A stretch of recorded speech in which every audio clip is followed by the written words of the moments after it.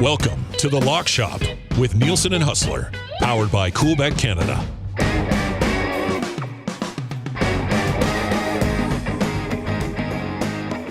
What's going on, everybody? Welcome to The Lock Shop. Thank you very much for being here. It is 11:03 on EST. Tell your friends. And hey, if you're watching over on YouTube, sub to the channel. We would very much appreciate that. So DJ Petron's in the chat there. And I was wondering when I got back, he said it's Barracuda Senior. So I just bumped into DJ at the gym. I know it's a really weird thing to say. I never talk about bumping into people or going to the gym in general.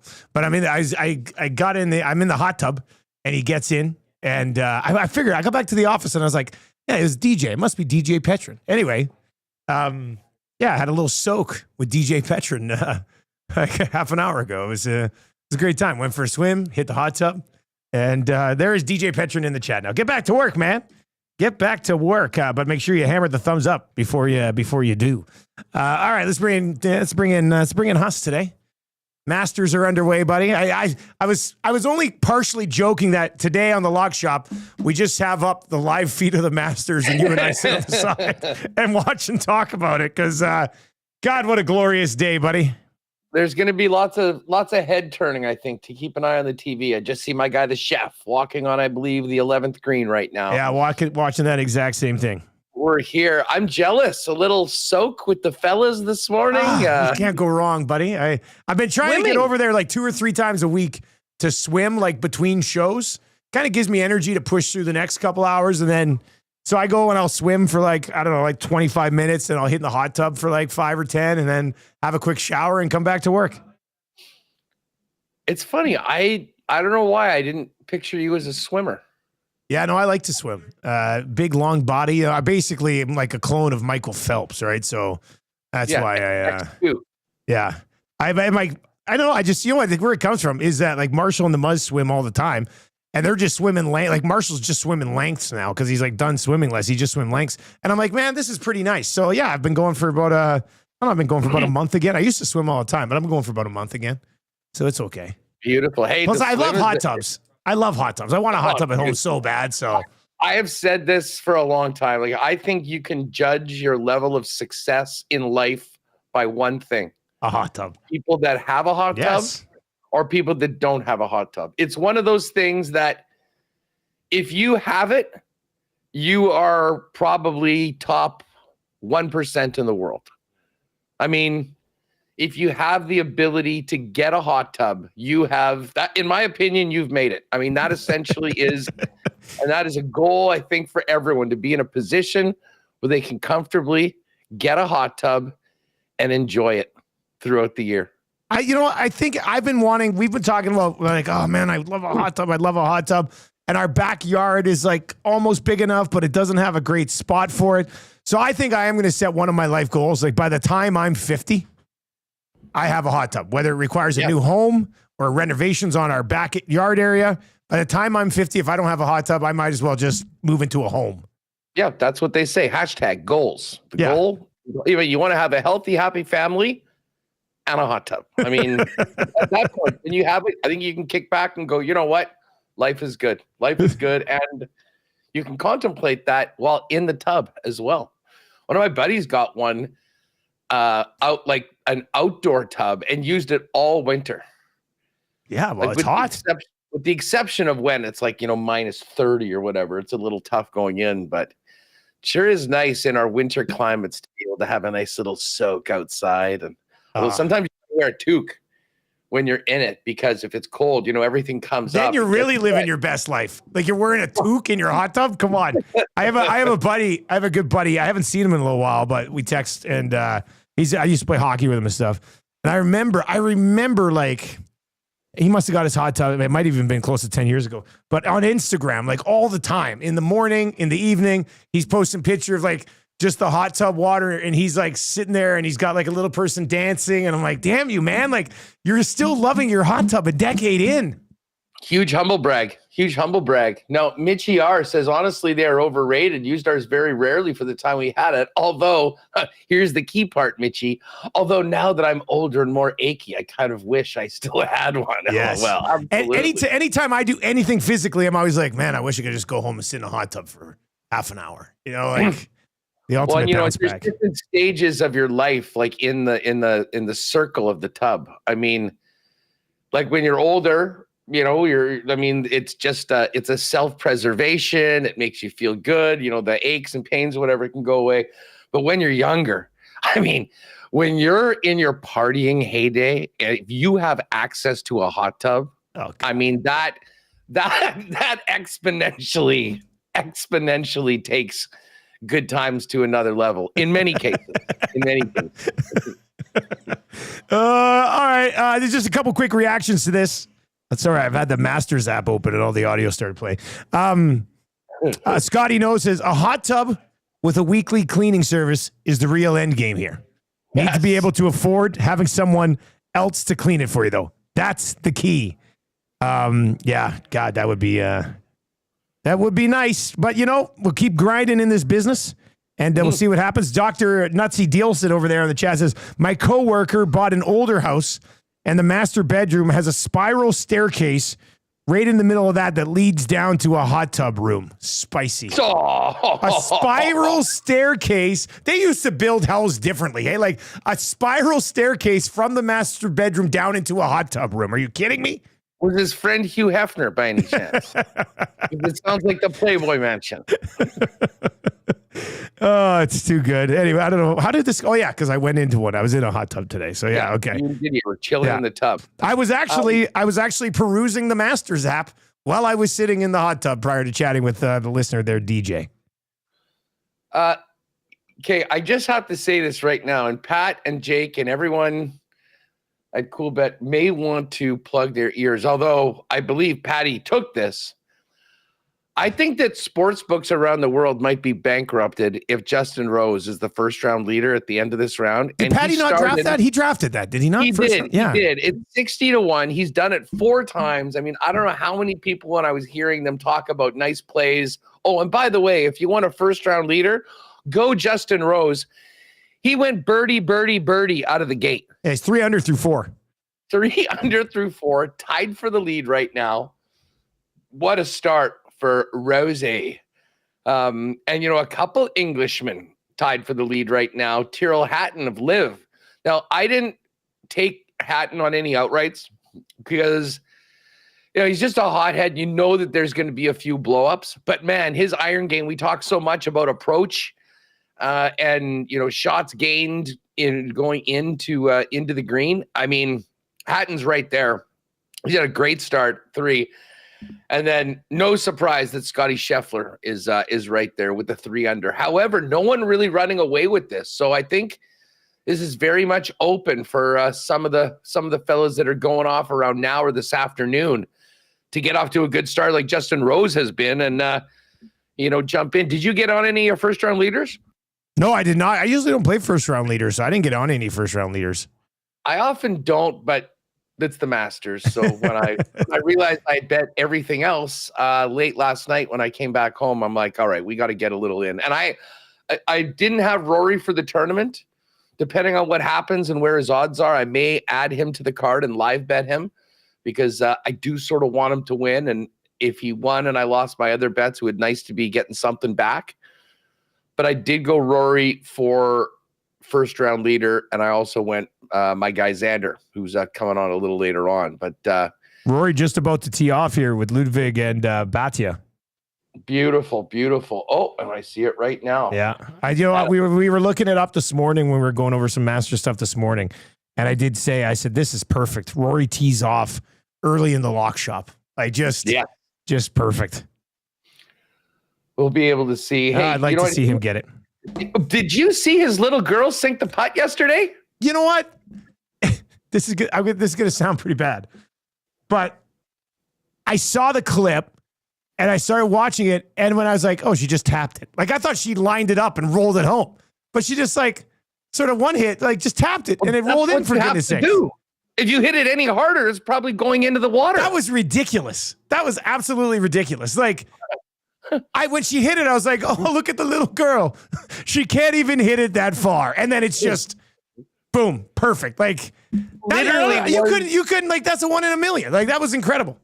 And again, I don't know whether that was a like, because they're playing the par 3, right? So I don't know whether that was actually Rory's shot or they just said, hey, let's give drop Poppy one and play, a putt or whatever. But they obviously knew it was in one of those areas where you have to barely touch the ball and get it on the right path.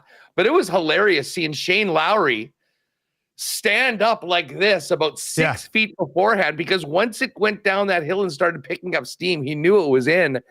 And Shane Lowry's little girl, who was like picking up Poppy. Really neat, I think she was freaked out, like that she didn't know what she'd done because everyone was going absolutely crazy after she sank the putt. I don't even know she's 3 years old. So nice start for McIlroy Jr.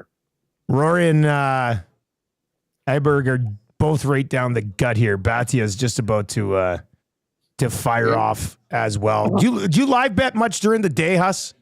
Like, you're doing a show here right away too. But listen, come Saturday maybe, depending on what the situation of the card is. But usually, I'll throw out everything for the tournament. And again, if we're adding any first round stuff, which I did this tournament, I don't often do that. You've got it in beforehand, and we'll get to the end of Friday. We'll see how the early ones make the cut. All that stuff went, and if there's a guy or two that I think is live that we think there's a good number on that we should add to the card, we'll do that at that point. But right now, and especially for the Masters more than any golf tournament, the card has a lot on it. So we are on outrights. We've got the groups, first round leaders. There's a lot. So I just love it. A great start. No one's running away with it. Most of our guys are in relatively good position. And let's just see who's stinking right now. Who's having a rough morning? Yeah, I haven't even looked down at the bottom of the board to see if there's any. This is the list that you don't want to hear your guys on. Billy Ho, Thomas Detry, and Billy Ho are 4 over. Pendy is 4 over, which is tough. Nikolai Højgaard, who I believe he set some sort of a record for having 6 or 5 birdies on the front 9 plus a double. I'm not sure where the double was, to be honest, but I don't think he had any pars. Basically, he was either birdie or bogey and did not get it together. Oh yeah, this is it was bogey, double, birdie, par, birdie, bogue. And then went the rest of the way.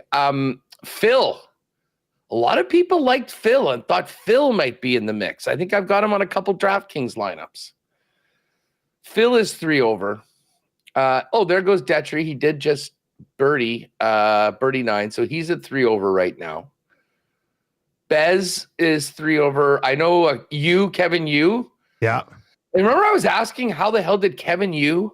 Did you look that up yesterday? For the Masters? Yeah, I asked Siri, who then directed me over to ChatGPT, who told me, I guess he won one of the playoff events last year. And that gets you in. Events. Okay.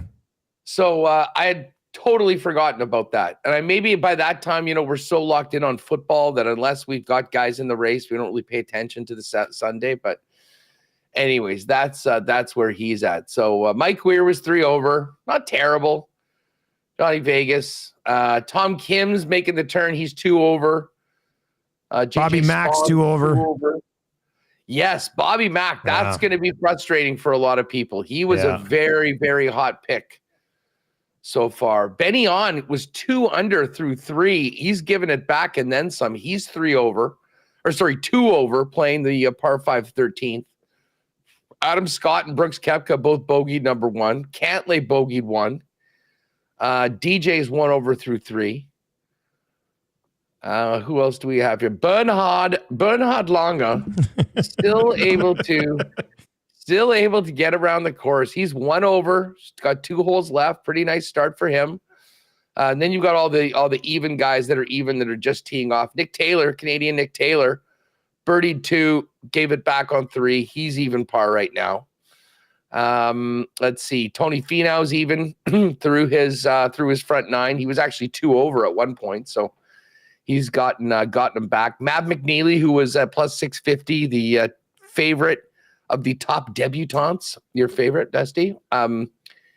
He's even through the first nine. I draft my he's one of my favorite, but my drafted debutant is Aaron Rye, who just got a stroke back. He's at 2-under. Oh yes, that's right. I just knew you loved the term debutant. I do. Oh yeah, I do. I thought we were talking about Matt McNeely, but I do love the term debutant. I talked about it again this morning. What else do we got here? 1-unders. I should mention Will Zalatoris because he's now on to the 17th hole. He's even par.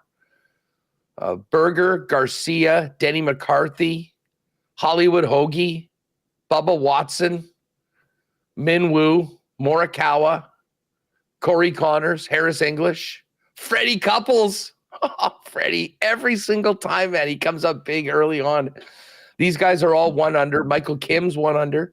And how about this? This is a great story. We've talked about Max Homa and how his game has just absolutely deserted him. Sorry, great shot by Bhatia. He put it within like 6 feet, 7 feet on the first here. Akshay is awesome. Did you notice that he was badge number 7? I didn't see that. Do you know how that works? Like, you see how every guy has a number? Yeah, I don't know how that works.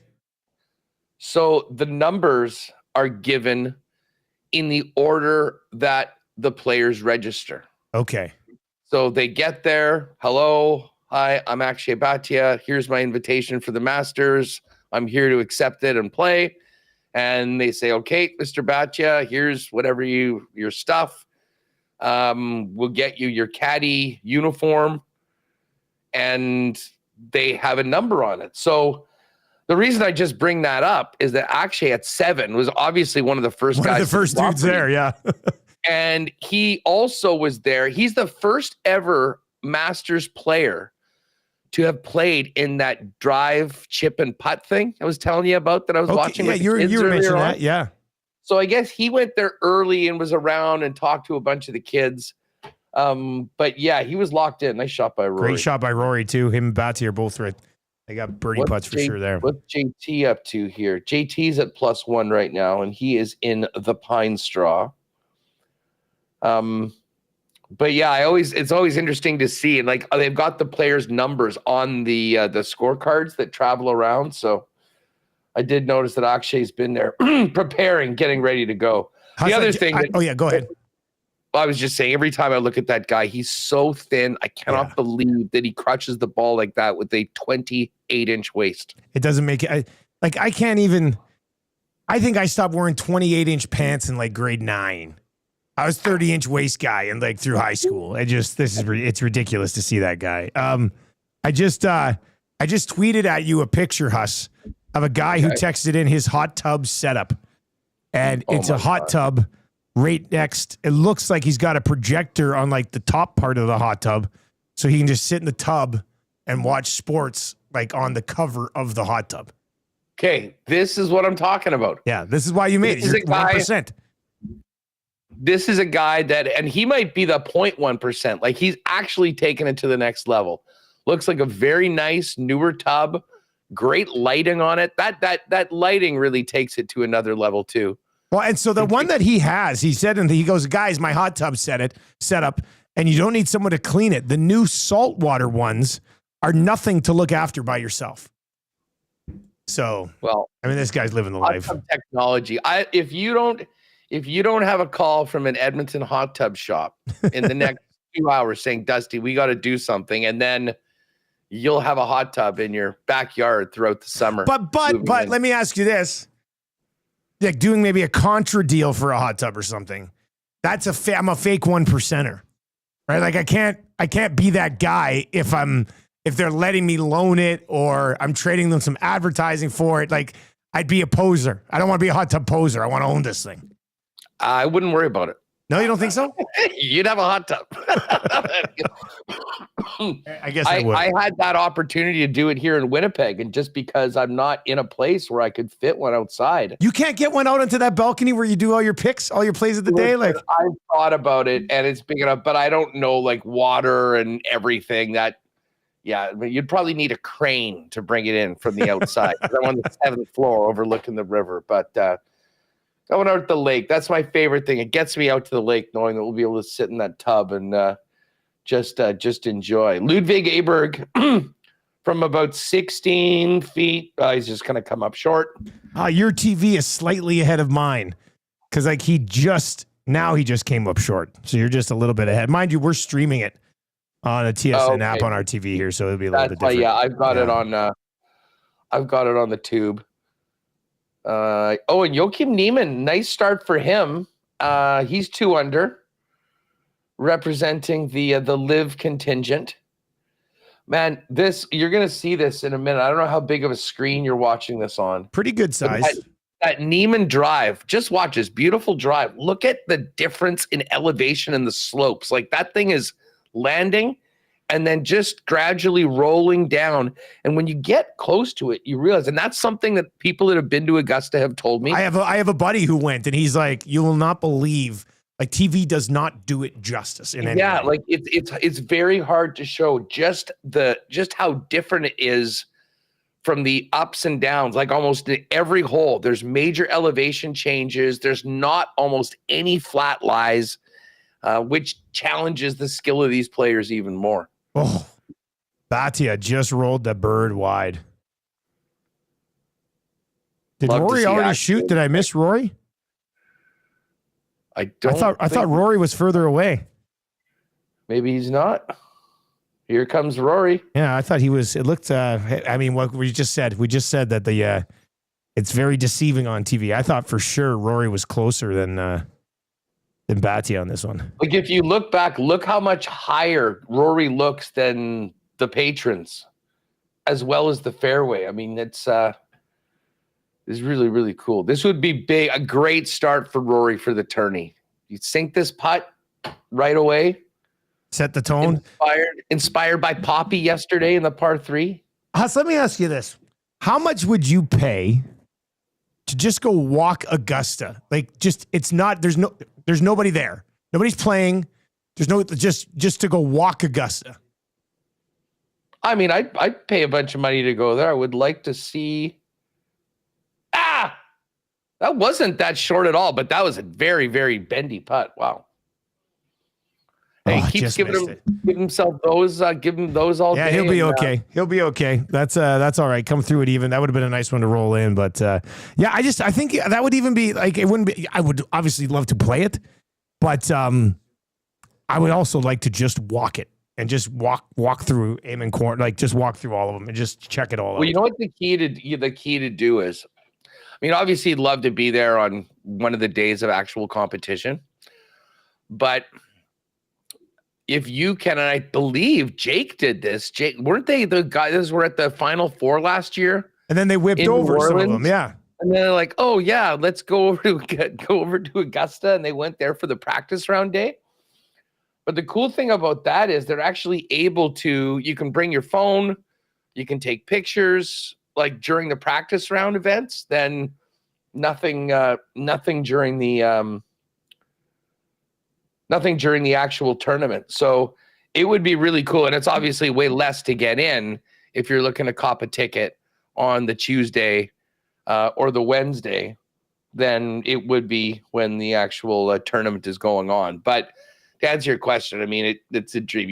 If you're a big time golf guy and you love the Masters, just to be able to get to those hallowed grounds at some point would be pretty damn cool. So 3 under right now. Scheffler and Hatton, they're playing 11.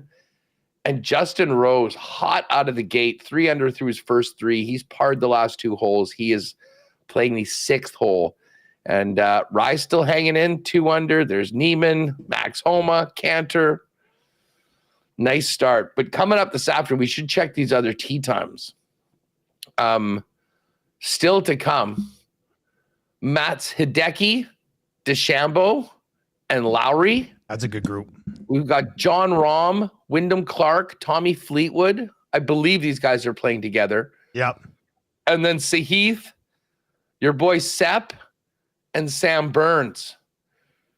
So still a few guys to get out onto the course and get going. Ooh, Xander. Am I reading this correctly? I think Xander bogeyed the first hole. I don't like that. Yeah, you're right. He is over. 1 over. Not a good start for old Xander, but get it out right now. You know, the one guy that I go, has he teed off yet? What's up with Cam Smith? No, I saw him earlier this morning. He was out earlier this morning. He's even. Yeah. He birdied 5, bogeyed 6, and other than that, even par. Par's the rest of the way. Single hole. And you know what? That's good for Cam because he has sort of been all over the place, especially with the driving. So if Cam Smith can be sort of steady in getting up and down, although if he's had, like if his greens and reg is 50% and he's been scrambling for 7 or 8 of the holes, like while that is his strength, it's going to be tough to win the tournament if you're not getting any putts for birdie. It's Nielsen and Huss with you. We'll keep you up to date on everything going on with the Masters. Obviously, we're both watching it while we're doing the show. NHL action last night, and then obviously game of the year for the Jets and Stars tonight. But how about the NHL last night, Huss? Few different things to discuss. So, you know, there was no Jets game yesterday. There was no Stars game yesterday. But I was interested in a few of the games. So, you know, hooked up with a couple of the fellas. We got in there. I watched the 3rd period of the Tampa Leaf game, which was awesome. Matthew Nyes. Like, I know we all talk about Nylander and Marner and Matthews. This Nyes dude has, not only is he really good and can score, but did you see the between the legs pass he made on the 2-on-1 in overtime? Yeah, that was nuts to pull that off. And I think they were so freaked out, like they kind of forgot about him afterwards. Like, I don't know what the hell Victor Hedman was thinking. Maybe he thought that they had the puck and they were going the other way, but they left them all alone for the easiest goal. That was for a hat trick. So that was a wild, wild game. And then the Rangers, the Rangers, I can't imagine what New York Post games are like for the people that were really, because I mean, let's face it, they should not be getting lapped by the Habs. I know. With a week left in the season. And you look at what they've done in their last few games. 4-0 loss to the Devils. 2 huge home games. They get pumped 5-1. And then last night, they were up, I want to say 4-3. Or was it 5? It was 5-4, I think. And then Philly just kept on scoring. I mean, it was embarrassing. And I think they were feeling the boobirds at MSG last night. So they deserve to be nowhere near the playoffs right now. So that was sort of an interesting start, but then things got wild. Literally, the Wild Sharks game was insane. So Kaprizov and Jeek come back. Yep. Eriksson Ek scores 4. Kaprizov with the winner in OT. And you know what? I think we may have seen Marc-Andre Fleury's last game in the National Hockey League last night. Now, I guess there's a chance he could get in a playoff game depending on what happens. But, oh, my God. It was cool. His family was all there. His kids were there, and they were super pumped that the team won in overtime. He took home the win. Yeah, he did. You know what? He was just good enough to get 2 points, I guess. But that was anything but a goaltending clinic. But you had Celebrini.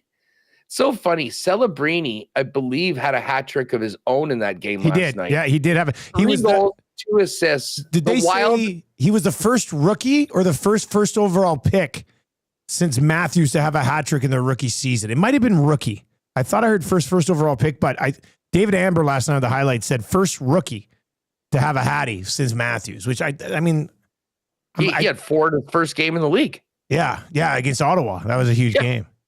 I find it hard to believe that a rookie, though, hasn't had a hat trick since then. Maybe it was the first overall pick. Anyway, somebody will clarify that for us. But but just in typical Minnesota fashion, it's an 8-7 game. You've got a number 1 overall pick that has a hat trick and 5 points, doesn't get a star in the game. They went Eriksson Ek with 4 goals, Boldy with 4 assists, Kaprizov with 2 goals and an assist. But nice offensively for the Wild, who'd been challenged to score goals while those guys were gone. I'm going to have to, maybe work on that defense a little bit. But, man, the Sharks are fun to watch right now. I mean, that's a young team. And the game like that, when those 2 kids combined for 9 points, that's when the fan base is like, you want one of those late in the season, right? Because then you're going in the offseason, you're like, oh man, got another high pick. Go add another piece to these guys, and then we're cooking. Like, so great for them to see Celebrini with the 3-2, and Will Smith had 1-3 or whatever it was last night. They're fun to watch. I mean, they're a train wreck, but they're fun to watch. I was wondering, and I'll just check this right now. I was wondering whether that 5-point night. I don't see it right now. We just basically got the Jets, the Hart Trophy in the Central Division outside of Cup, West, and East winners. I wondered whether that might change because it seems like Celebrini was the big favorite, and then all of a sudden it was Hudson from Montreal. Pretty much like ran away there for it, yeah. But I don't know, when you have a late game in the year, when you do something like Celebrini did last night, that might give a little bit more pause for thought. But it could. I think the fact that Hudson's doing what he's doing on now a playoff team, that wasn't a playoff team before he arrived. Not saying that he has everything to do with it. I think that probably come out of voting. That's going to help too, and that's why I still do think that Hellebuck's candidacy for the Hart. It's weird because the first time Draisaitl got hurt, they immediately moved him to plus 400. Well, this time he's hurt, he's not playing, and he's actually gained a little bit over the last little bit. Like, he's minus 145, Hellebuck's plus 125 right now. And McKinnon's gone up to 7-1. So they're telling us it's kind of a 2-horse race. I really do believe that Hellebuck needs to hang on with the numbers, leading the league in goals against, save percentage, wins, and shutouts. And the Jets need to win the Central, win the West. And if they do that, they probably win the President's Trophy. Like, if the Jets do that and Hellebuck is the top guy on that team doing something that no goalie's done since the 80s, I think he actually wins it. But I do think it's incumbent on the Jets to finish the job and probably win that President's Trophy too, although I think number one in the West would also get it done. Greg Wyshynski, who joins us on Wednesdays, did tease us yesterday that their final ESPN awards watch was coming out today. And he was kind of teasing us. I was like, oh, what's it going to be? 40% of the first place votes from the panelists over at ESPN do have Leon Draisaitl winning the Hart Trophy, which the way Wyshynski was teasing it yesterday, I was like, oh boy, where's he going? But Draisaitl is far and away the front runner for it over on their, take it for what it's worth, but he's got 40% of the first place votes. Let's see here. So I'm not going to read this whole thing. Yeah. They said this is the hardest year to pick a Hart winner. Can there be a tie? So as I said, I think it is going to come right down and needs to finish strong while starting likely for the final 5 games in the regular season. Somebody said that's insane. I mean, Draisaitl's not even playing right now.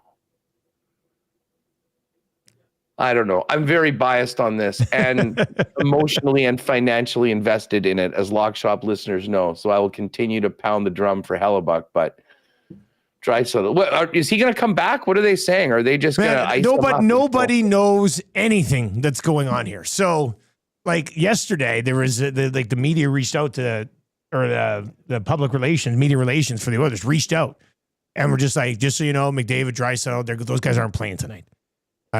They just said they gave St. Louis against St. Louis yesterday. This is what they said, and then later in the afternoon, they're like, Connor McDavid's playing, and I was just like, wait a second, the media sent out, or the media relations team sent out a note this morning saying they're not playing, and then McDavid ended up playing last night. He was freaking awesome. So I don't know what to believe. What's going on around there injury wise right now? So I could see Draisaitl being ready to go on Friday. I could also see them just continuing, maybe just load managing things here a little bit. They need to gain a point, or the Flames need to lose out on a point for them to clinch a spot. They're going to the playoffs, so I could see them managing these guys a little bit down the stretch. Hey, I got to ask you something, because you obviously see your team way, way, way more than I do, although we get a lot of the Oilers. How much better and more committed to the defensive game has Draisaitl been this year? Really, he's been excellent.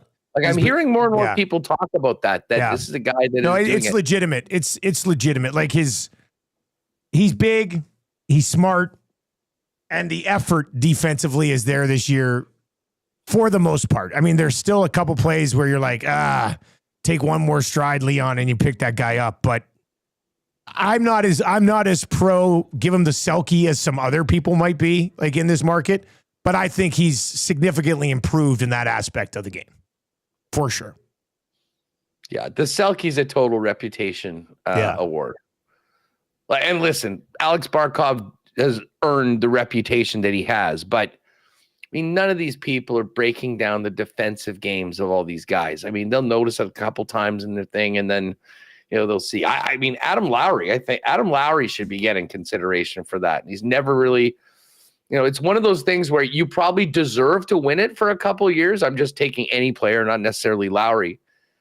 And then people talk about him sort of being overlooked, and then they might win it at a time where maybe it's not their best offensive season, but it's sort of like their turn. It's a little different than most of the other awards, but I think Barkov, certainly based on everything that we've seen, is probably. I do want to. I want to shout out Coolbet yesterday because I was talking with the boys about it.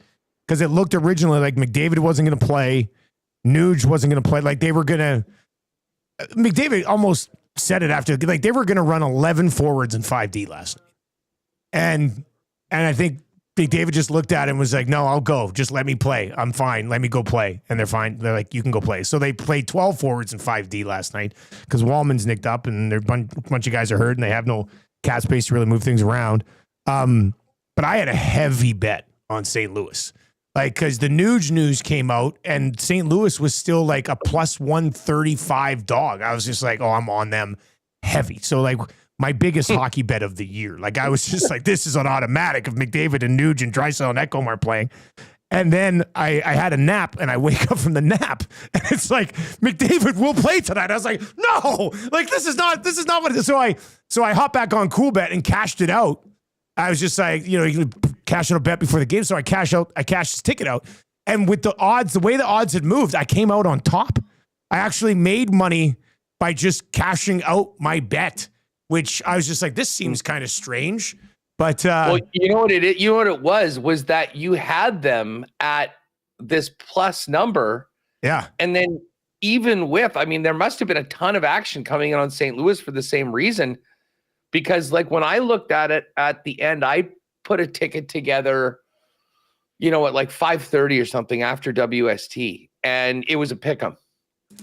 So the fact of the matter was, whatever you had that was at plus 130, you pretty much could have gone onto the other side, bet a little bit more on the Oilers, and match that just because of the difference in the bet. Like when you were hitting plus 130, the Oilers were probably like minus 155 or minus 160, which is hilarious that the line moved the way that it did. And then McDavid ended up playing. But that's nice to be able to jump out of that fire. And hey, it was a hell of a game. I mean, a really, really fun game. I mean, I was kind of watching at the end, both the Calgary game and the Edmonton game. And man, what a disappointing for Calgary. I know there's probably not as many people in the Edmonton area that care, or maybe some of them were enjoying it. But man, after the season that they've had, to go up 3-1 with less than 5 minutes left, and then to have the Ducks bite them, bang, 9 seconds, that is tough. And to not get the 2 points really was a killer. That Cutter Gauthier looked pretty good. He's coming into his own, man. He was good. He was good against the Oilers. Really good against the Oilers too. And I got to tell you, Leo Carlsson is going to be an absolute monster in this league. I love that guy. If you have the option of acquiring him in any dynasty fantasy league or anything like that, do whatever you can to get him. I think his stock is going like this the next few years. All right, I'll get you the starting goalies. Let me know if anything's changed on that leaderboard at Augusta, Huss. Yeah. Here's your starting goalies, then we'll get into tonight's slate. And yeah, we'll keep Hustle. Let us know if anything of significance has changed at the Masters. Soderblom's going to start for Chicago. They're on the road in Boston. Swayman's unconfirmed. Florida is home against Detroit. It'll be Bobrovsky versus Cam Talbot there. Tarasov unconfirmed for the Blue Jackets. James Reimer will go for the Buffalo Sabres. Holgberg will start for the Islanders. Shesterkin unconfirmed for the Rangers. Charlie Lindgren will go for the Washington Capitals. Freddie Anderson for the Hurricanes. Ottinger gets the start for the Dallas Stars. It'll be Helly tonight, right? For sure, 100%. Like it's unconfirmed right now for some reason, but it'll be Hellebuck. Yeah, this might be the Jets' biggest regular season game since they came back from Atlanta. I was going to say I was going to finish that sentence and be like, since they came back, they've never won. They've never won a division title. Like even in 2018, when they were the number 2 team in the NHL.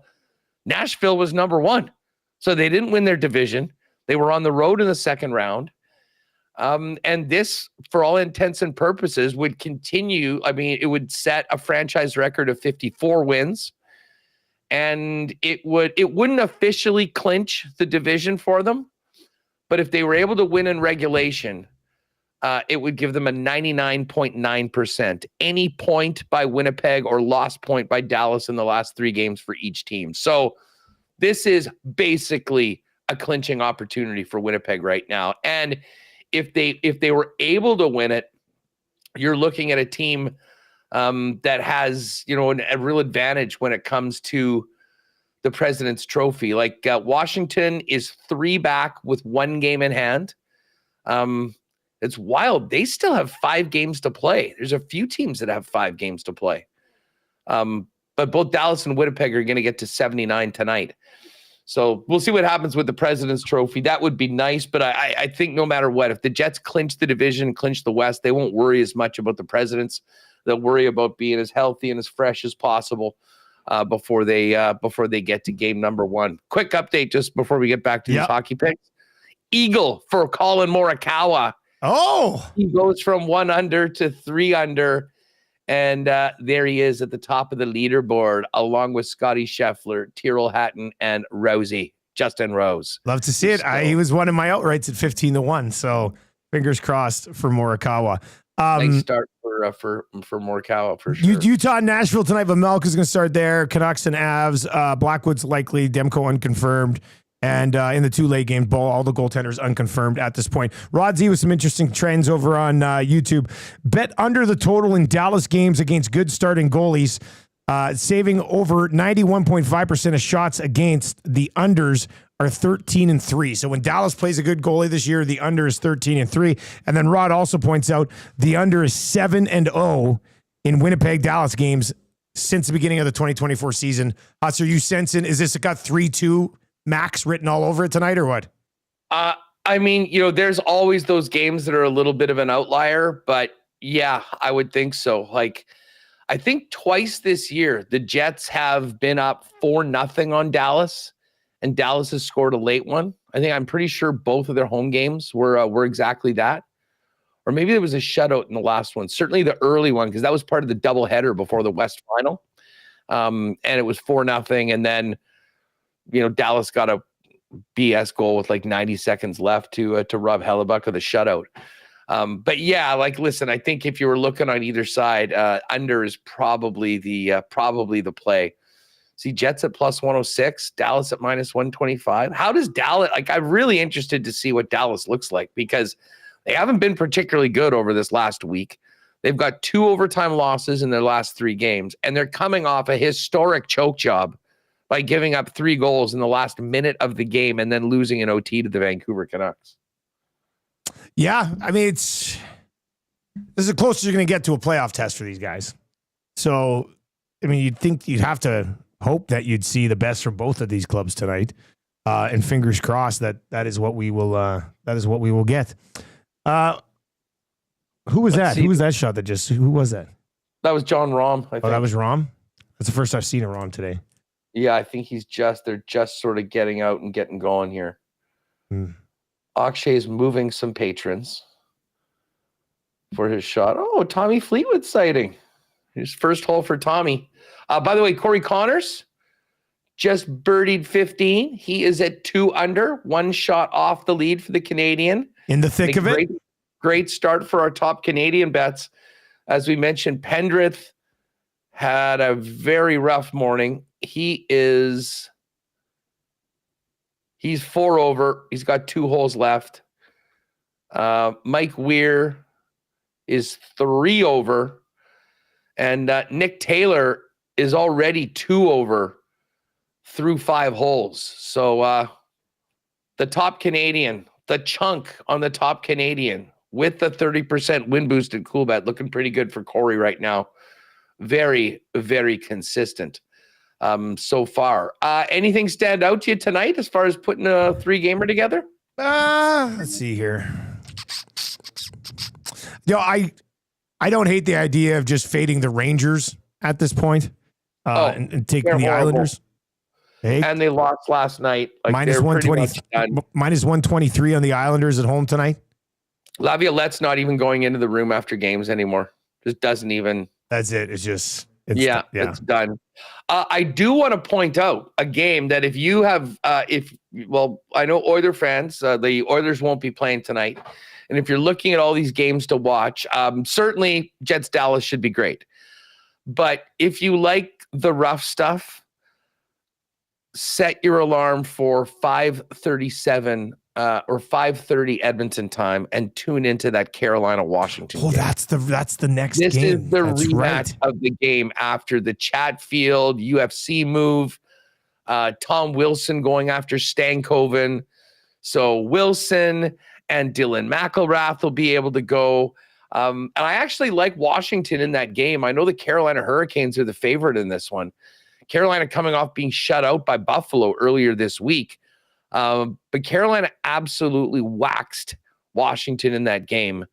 And listen, Washington, they lost to the Islanders in that Ovi game. I think it's time now that the record is done to get back to business and get ready for the playoffs. So I don't mind Washington actually as a plus money home dog right now at plus 101.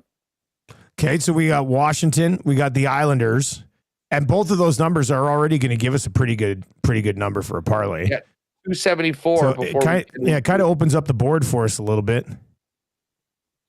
Yeah. Geez, Utah minus 203. They've been playing really well lately. It's maybe a bit big of a number for us. What about the other ones, the Kings are a major number unless you're looking puck line. Similar thing with Vegas. Who did you say was starting for Buffalo? Reimer again? They've won 5 in a row. Listen, I think they can get to 500 if they win tonight. And think about that, 500, and then they had a 13-game losing streak. Yeah, they did have that stretch earlier in the year, didn't they? Reimer's out of his mind right now. Columbus obviously has just been eliminated, so I think they're, as I say, if you're with me on the Sabres. So we're looking Islanders, Sabres, Caps? Yeah. Plus 797, buddy. Over 8-1 after the boost. Plus 797? Islanders? Yeah, what's the number? What's the number on each of these? Minus 123, plus 127, plus 118. Oh, okay. Geez, I gotta refresh. We must have had some line movement here. Because I was looking at, okay, we refreshed. Okay, so a bit better. Plus 118. Islander number a bit more. Now, hold on a sec. Let's just quickly check I want to check these lineups because that does seem weird that Washington just went from plus 101 to plus 127. Okay, yeah, because when you said 101, I was like, what's he thinking? Because I'm walking into a. Are we getting hosed here? Let me just see who's. Jerome Ovi Radish, Dubois McMichael Wilson, Mangiapane, Sandine Carlson, Chikrin. Yeah, I mean, that's pretty much it. That's what they've been rolling. Is Hunter Shepard starting tonight, or is Lindgren? Is Lindgren confirmed? Well, I thought I said Lindgren, but maybe that's just changed. Let me double check because I'm pretty sure when I saw it, it said Charlie Lindgren was. I thought it said confirmed. Maybe it said likely. Let me just double check. That would move that line that much, but yeah, I've got Charlie Lindgren confirmed here. All right. Well, yeah. Let's take the better number. Okay, so Jake, if Jake's not watching, he probably is or listening. We want Caps, Islanders, Sabres on the money line for the parlay, and that'll be a nice number if you want to ride with us tonight. You'll be able to find that over on Coolbet, and that'll be up in the combo cards. I texted Jake after the Nyes goal. Oh, he must have been. I was just imagining how insane he was going. He's going to be heartbroken when the playoffs roll around. Balls of effing steel. I'd love to know how our Leaf guys are feeling about the Sens. I know there's a little level of kind of superiority that they feel over it, but you can't be that confident when you've lost to a team every time you played them this year. Yeah, I mean, regardless of who it is, if you haven't beat a team this year and you get to face them in the playoffs and that team gets to go in as the dog and all the pressure's on you, that's not an easy situation. I mean, and we can sit here and go, oh, look, Ottawa's owned, but it doesn't matter. It's the Maple Leafs. They're a higher seed. All of the pressure in that series. The Sens will be playing loosey-goosey. So, yeah, that would be terrific. Quick little update for the guys that were just jumping on. JT is still at 1 over par, but he's playing the back nine. Clark, Rom, Lowry, all parred 1. DeChambeau, Hideki, all parred 1. Aberg, McElroy, par. Schauffele got it right back after bogeying 1. He birdied 2, as did Adam Scott. So those guys are all at even. Brooks Koepka did the same thing, bogey birdie. So no one's really done anything so far amongst those groups, except for our guy with the 28-inch waist, Akshay. He birdied 2. He is 1 under, along with Matty Fitz, Sergio Garcia, Bubba Watson, Jason Day, Minwoo Lee. And there we are. Oh, Day just birdied. He's at 2 under. Hatton's our leader, 4 under. 3 holes left. Oh, yeah, and Hatton with the birdie. So, like, if 4 can stick around, what do you think the number is going to be for first round leader? No more than 5. I think that Hatton 4 would take a pretty good run. I could see 6. You could? What's Scotty at right now? All these studs are just going out right now. But it's quite clear the course is playing very challenging. There's no massive runs so far. Aaron Risen at 2. 5 or 6 will probably get the job done. We'll see what Hatton does. I mean, Hatton's got 2 par 5s left. Like, I could see Hatton getting to 6. He might be able to get to 6 if you take advantage of those par 5s. What's coming up in WST, Huss? All about this huge game tonight. Owen Newkirk is going to join us from Dallas. Jeff Hamilton's going to jump on. And we're going to talk about a feel-good story. The Ottawa Senators trying to put together a coalition across the country between Jets fans and Sens fans. We will support the Sens in the East. They support us in the West. So Brent Wallace is going to come on. And obviously we'll be paying attention to the Masters all afternoon. And looking forward to this big one tonight for the Winnipeg Jets. Check the exclusives later on. I'll cook something up for tonight's game and get that in there before puck drop tonight. Enjoy that game, buddy. We'll be breaking it down tomorrow and enjoy the rest of round 1 at the Masters. Everybody, thank you very much for joining us on the Lock Shop today. Best of luck tonight, and we will talk to you tomorrow.